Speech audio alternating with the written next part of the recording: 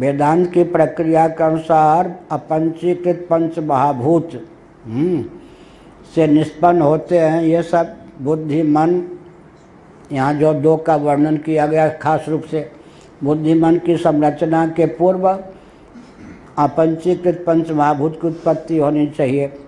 तब अगर सांख्य की प्रक्रिया मानते हैं, यहाँ बृहदारण्यक में, माने सांख्य की प्रक्रिया का तो अनुगमन नहीं करती ना श्रुति, श्रुति का अनुगमन सांख्य भले ही करे, माने सुमत सांख्य प्रक्रिया मानते हैं, तो फिर गड़बड़ा गई बात।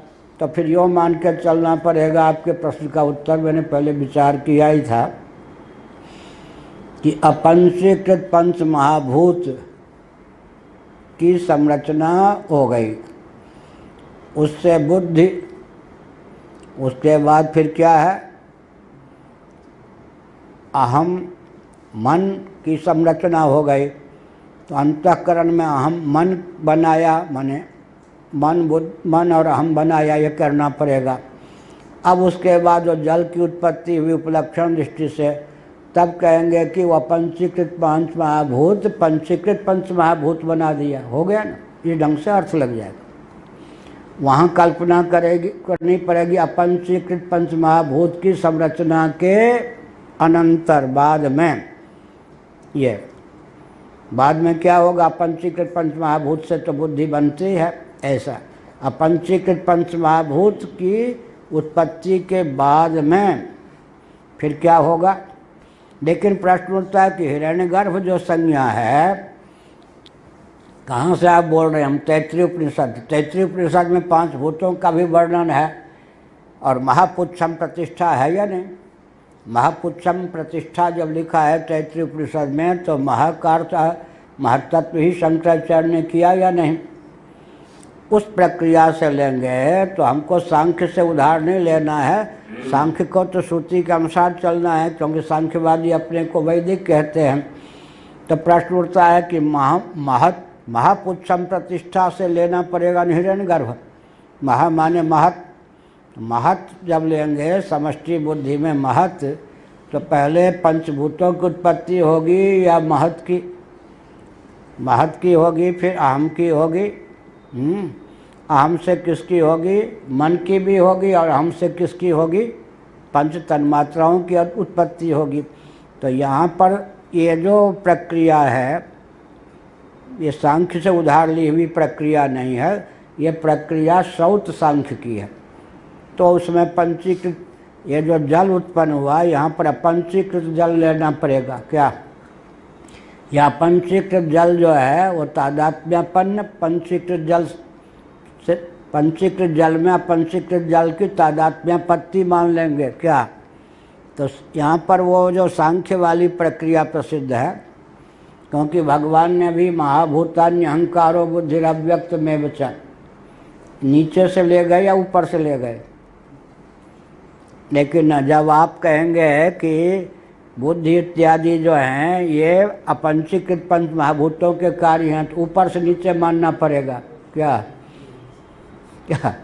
महाभूतान्य अहंकारो महाभूत, लेकिन अष्टधा प्रकृति में उत्तर उत्कृष्ट माने जाते हैं। यहाँ तो फिर क्या होगा, नीचे वाला है ना, तो इसको अष्टधा प्रकृति में जब हम पंच महाभूतों को लेंगे, इनसे ऊपर अहम तत्व महत्त्व सिद्ध होगा या नीचे?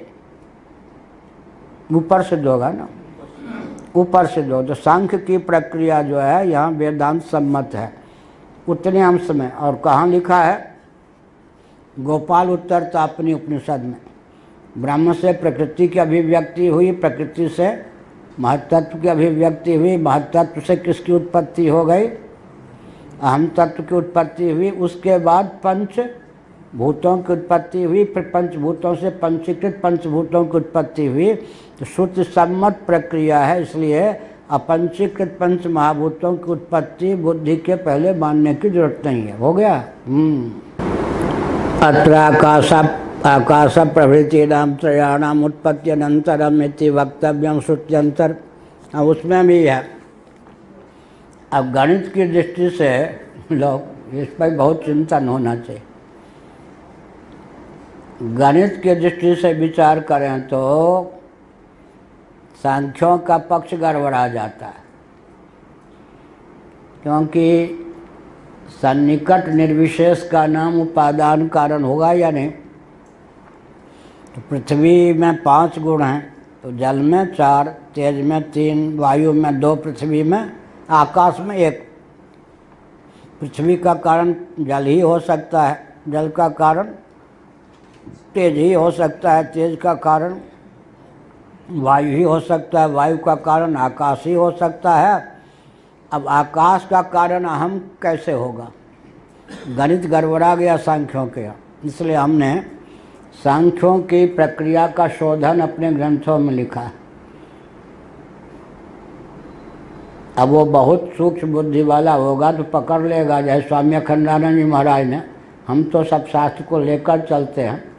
स्वामी अखंडानंद जी महाराज ने बहुत कुछ ऐसे अपने प्रवचन आदि में चीज़ दे दी।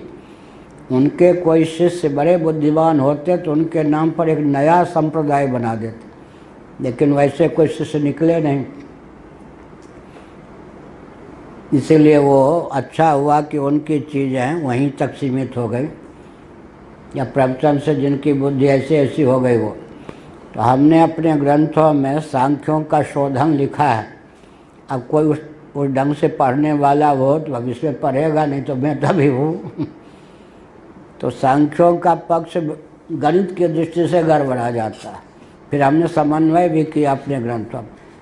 अब जो एक है गणित का विज्ञान है, एक कृषि का विज्ञान है, कृषि विज्ञान, और दोनों में एकत्व भी है, वो भी हमने साधा है भगवत कृपा से। अब आकाश का गुण 1 है। आकाश से ऊपर जो तत्व होगा वो सर्वथा निर्गुण होगा, या आकाश की बीजावस्था। तीसरा उत्तर तो नहीं दे सकते क्या? तीसरा उत्तर कुछ होगा? आकाश में कितना गुण है? 1। आकाश का जो कारण होगा वो या तो सर्वथा निर्गुण होगा या बीजावस्थापन्न होगा। सर्वथा निर्गुण होगा तो प्रकृति की सिद्धि नहीं होगी। क्या? ये कृषि विज्ञान हो गया। गणित विज्ञान में और कृषि विज्ञान में थोड़ा अंतर हो गया। क्या? और एक रूपता भी हो गई। शून्य के स्थान पर ब्रह्म हो गया और प्रकृति के स्थान पर एक है। कहाँ से मैं बोल रहा हूँ? मुद्गल पुराण। गणित और कृषि में भी हमने एक रूपता सिद्ध की है। एक ग्रंथ भी 200 पेज का लिखा है, कृषि दर्शन। अभी उसको 400 450 पेज तक ले जाना बाकी है। खेती पर आकाश का कारण कौन हो सकता है? जो आकाश की बीजावस्था हो, यही ना। अब उसका कारण कौन हो सकता है? सर्वथा निर्बीज हो। निर्बीज हो माने निर्गुण हो, निर्विशेष हो। अब ये सांख्य के 2 फालतू तत्व सिद्ध होते हैं। आकाश के ऊपर जो फालतू तत्व कौन हो गए? पालतू। अहम तत्व महत तत्व की तुम्हें जरूरत ही क्या है? अव्यक्त मान लो, प्रकृति हो, तो परमात्मा मानते नहीं। आकाश के बाद किसको मानना चाहिए था ऊपर? प्रकृति को। तो हमारे यहाँ की प्रक्रिया आ गई या नहीं?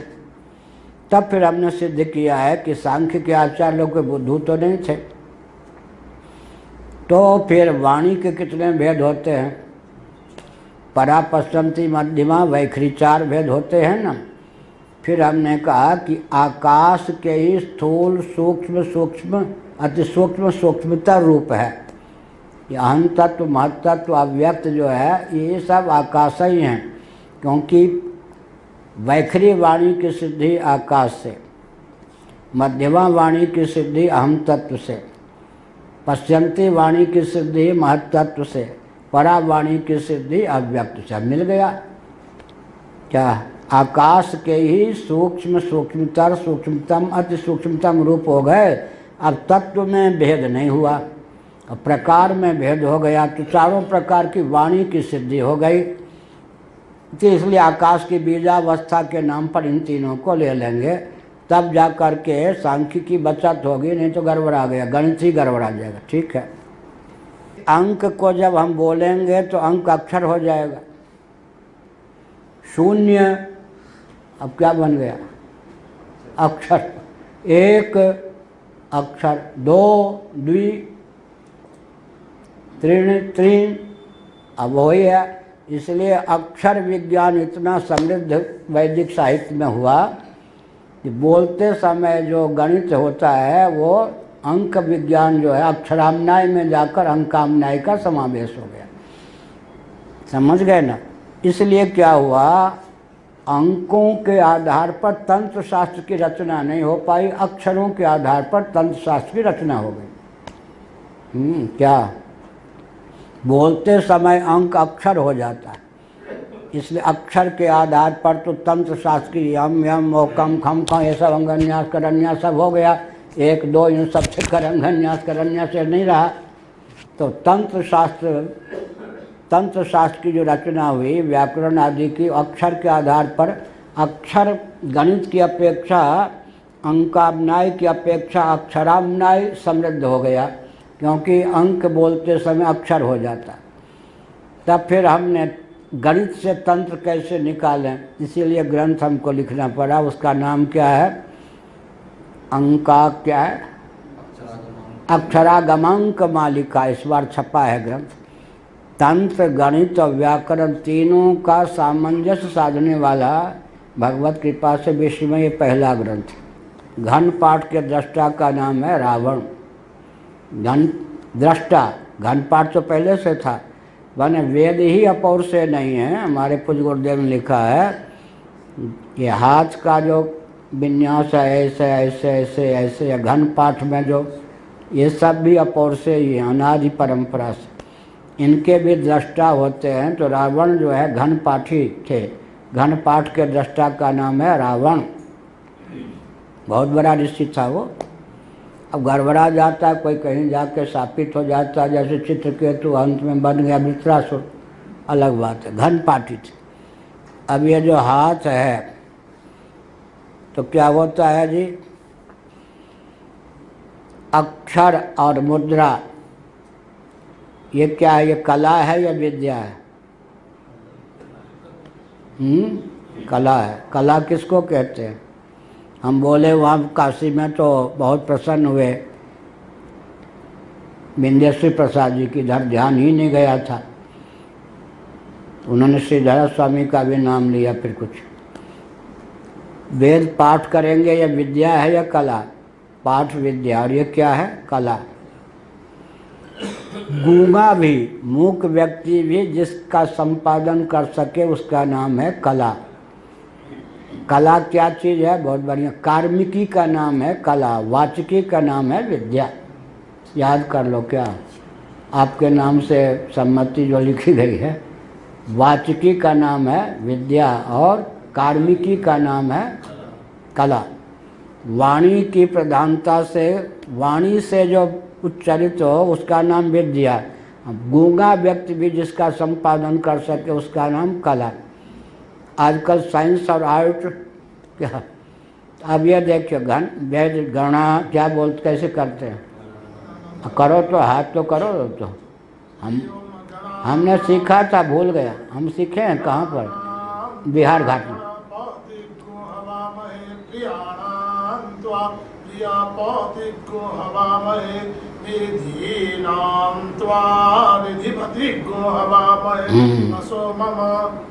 तो ये क्या है? ये क्या हो गया? ये मुद्रा भी है, कला भी है। शब्द के अभिव्यंजन की कलात्मिका प्रक्रिया का नाम है ये मुद्रा। क्या? शब्द के अर्थ के अभिव्यंजन की अंगन्यास के द्वारा, करन्यास के द्वारा, करन्यास एक प्रकार से है ना, ऐसा करके निक्षेप के द्वारा क्या होता है? शब्द के अंतर्निहित, क्योंकि आरोह अवरोह और मध्य, संगीत में क्या चलता है? आरोह अवरोह और मध्य। तो शब्द के आरोह अवरोह और मध्य के आधार पर क्या होता है? उसमें उदात्त अनुदात्त आदि के आधार पर अर्थ की अभिव्यक्ति होती है। तो उच्चारण होगा शब्द का और अभिनय होगा हाथ से। समझ गए? तो उच्चारण और इस अभिनय के द्वारा अर्थ की निष्पत्ति में सहायता मिलती। जैसे आजकल वो जो नाच रहे थे ना, गायक कोई नहीं, गायक जो है उसके तो गान किसमें? यंत्र में हो गया। गान किस में बंद है? यंत्र में। वहाँ ऑन कर दिया, गान हो जाने लगा।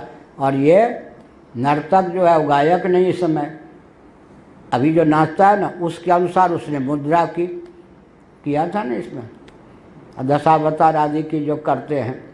तो क्या हुआ, वहाँ तो बोले, इससे मिल गया ना, माने रिकॉर्ड में क्या है, गाना या मंत्र पाठ, और यहाँ हुआ अभिनय। अब दोनों को मिला दीजिए तो वैदिक हो गए या नहीं। वाणी से बोलो और हाथ से उसके अनुसार अभिनय करो, तो अभिनय सूचित करता है कि इधर जाएगा, उधर जाएगा, ऊपर जाएगा, नीचे जाएगा।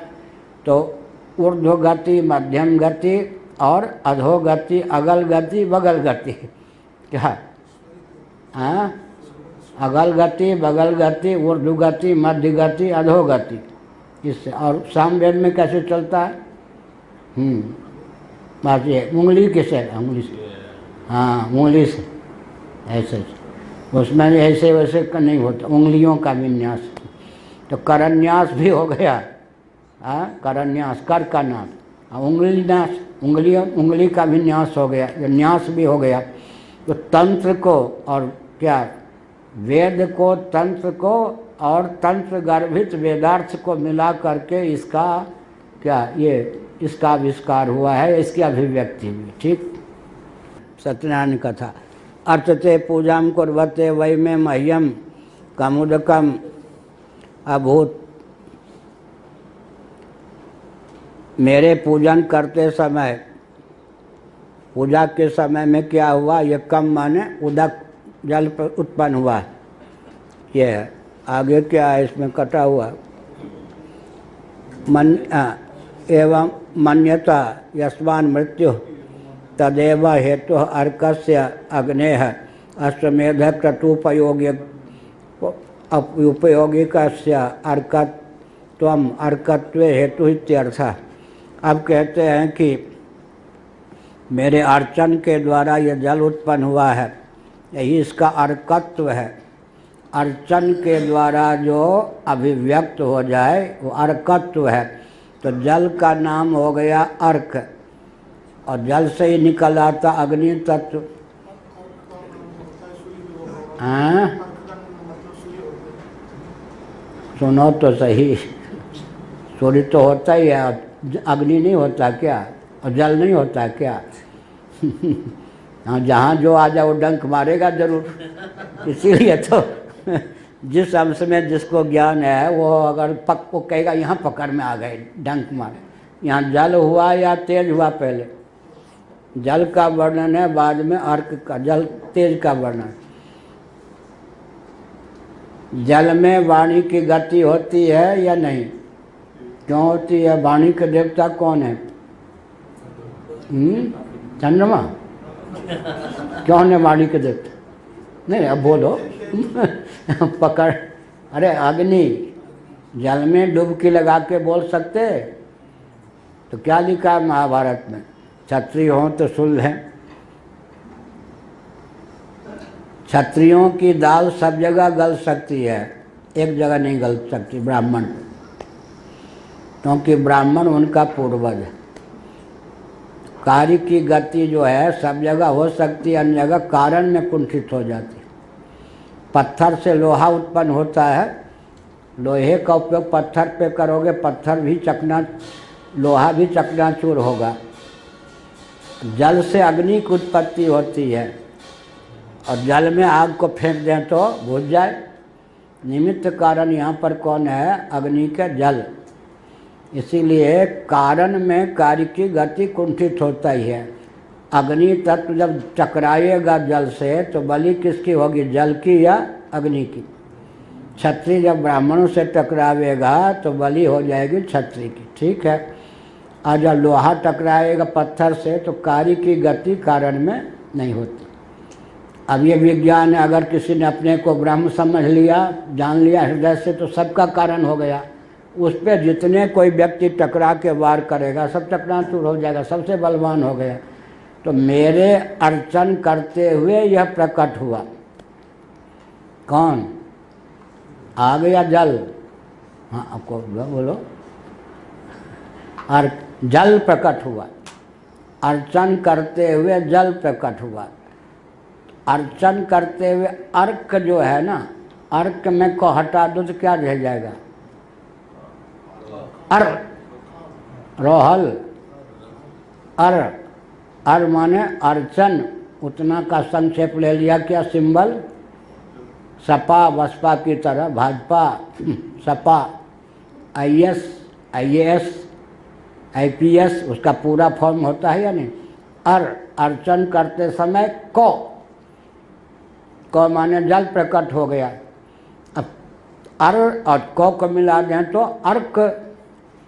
अब अर्क का अर्थ हो गया अग्नि, क्योंकि को से ही प्रकट हो जाता है अग्नि तत्व। ऐसा निमित्त का निमित्त नैमित्तिक, अभिव्यंजक अभिव्यंग्य संबंध, वहाँ है उपादान उपादेय संबंध का। अग्नि से जब जल उत्पन्न होगा तो उपादान उपादेय संबंध है, और जल से जब अग्नि को प्रकट करते हैं, बढ़वाना ले सब है यानी विद्युत, तब क्या हो गया? अभिव्यंजक अभिव्यंग्य संबंध। एक का आश्रय शून्य है या शून्य का आश्रय एक है? 10 में शून्य का आश्रय कौन है? को गणित से क्या काम है, हम तो वैदिक हैं। एक है। सचमुच में एक से एक का ऋण करेंगे तो शून्य प्राप्त होगा या नहीं? तो जो आश्रय है वो जब आश्रित बन जाता है तब कीमत बढ़ जाती है या नहीं? शून्य एक लिखें, दाहिने स्थान पर शून्य लिखें, क्या कीमत? एक ही। और इकाई स्थानों पर ले जाएं, आश्रय को आश्रित बना दें तो कीमत बढ़ गई या नहीं? ऐसे ही क्या करेंगे? अर माने अर्चन से को माने जल पैदा हुआ तो नाम हो गया पूरा अर्क। अब अर्क हो गया जल तत्व, उसमें को जो है वो सुख, वो सुख रूप परमात्मा अर्चन से अभिव्यक्त हो जाता है तो दोनों मिलकर हो गया अर्क। अब अर्क से प्रकट हो जाता है जल से अग्नि तत्व, इसलिए यह अर्क का अर्कत्व है। तो जल क्या करता है? सुख को भी प्रकट करता है और अपने कारण को भी अभिव्यक्त करके उसे अग्नि के रूप में भी प्रकट कर देता है। इसलिए इस तथ्य को जो जानता है उसको को माने सुख की प्राप्ति होती है और जल की भी प्राप्ति होती है। उसको जल की या सुख की कमी नहीं प्राप्त होती, कमी प्राप्त नहीं होती जो इस रहस्य को जानता है। अर्चनात् सुख हेतु पूजा करणात्, पूजा का फल क्या? सुख, को माने सुख। अर्चन और को, अर्च और को मिलकर अर्क, को माने सुख, को माने जल।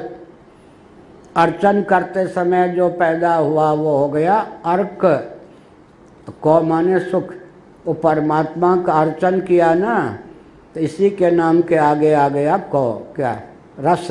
उधर था ना रस, रस स्वरूप परमात्मा के पूजन के लिए रस बना है, और इधर को सुख रूप परमात्मा के पूजन के लिए को बना है। यहाँ को माने जल, को माने सुख, दोनों मिला दीजिए, दो अर्थ कर दीजिए तो इस व्युत्पत्ति को, इस रहस्य को जो जानता है उसके जीवन में जल की कमी नहीं पड़ती। और किसकी कमी नहीं होती? सुख की कमी नहीं। सरस, सुख संपन्न सरस उसका जीवन हो जाता है। ये फलश्रुति। अर्चना सुख हेतु पूजा करणात् अपसंबंधाच्च अग्नेह, वही अपसंबंधाच्च अग्नेह, जल से संबंध कौन होता है? अग्नि तत्व। एतद् गौणम नामार्कयति, गौण नाम, गौण का अर्थ क्या होता है? गुण प्रधान। गौण माने गुण से बना है गौण, गुण प्रधान नाम का होता है गौण। गौण नाम गुण प्रधान, यह यथा नाम तथा गुण जो कहते हैं ना, गौण, गौणी वृत्ति। गौण का अर्थ होता है गुण से। यौगिक व्युत्पत्ति से जो अर्थ करते हैं उसका नाम हो जाता है गौण। रूढ़ार्थ हो जाता है, मुख्य हो जाता है गौण।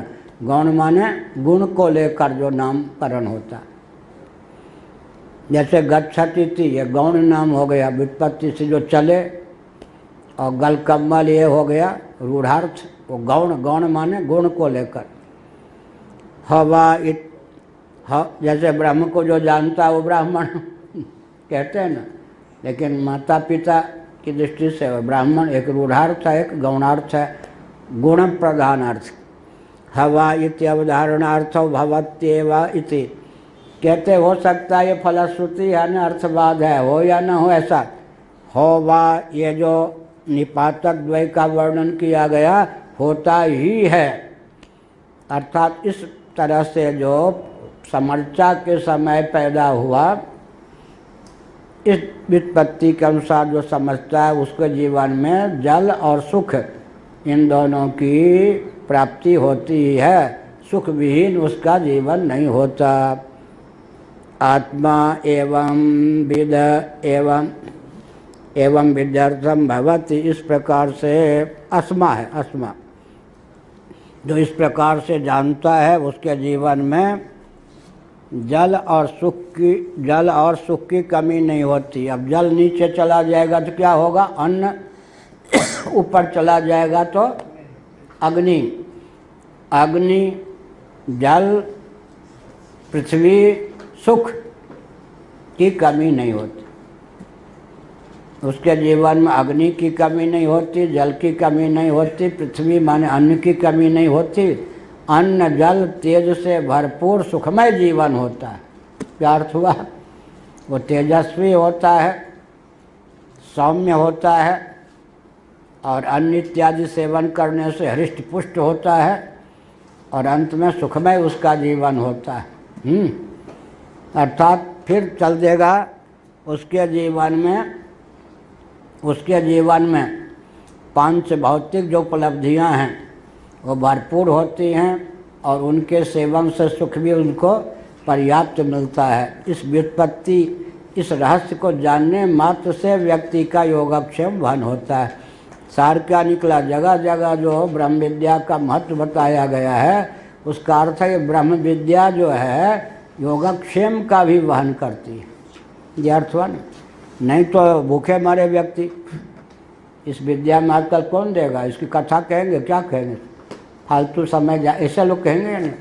लेकिन इस विद्या में एक चमत्कृति है कि विद्या अपने आप में योगक्षेम, सरस्वती है ना, ये सरस्वती उसके जीवन में लक्ष्मी बन करके बरसती है। यही हुआ ना, सरस्वती उसके जीवन में अन्न जल तेज वायु आकाश सुख अर्थात भोग्य सामग्री और भोग्य सामग्री के सेवन से उपलब्ध सुख बन करके यह सरस्वती ब्रह्म विद्या उसके जीवन में बरसती है।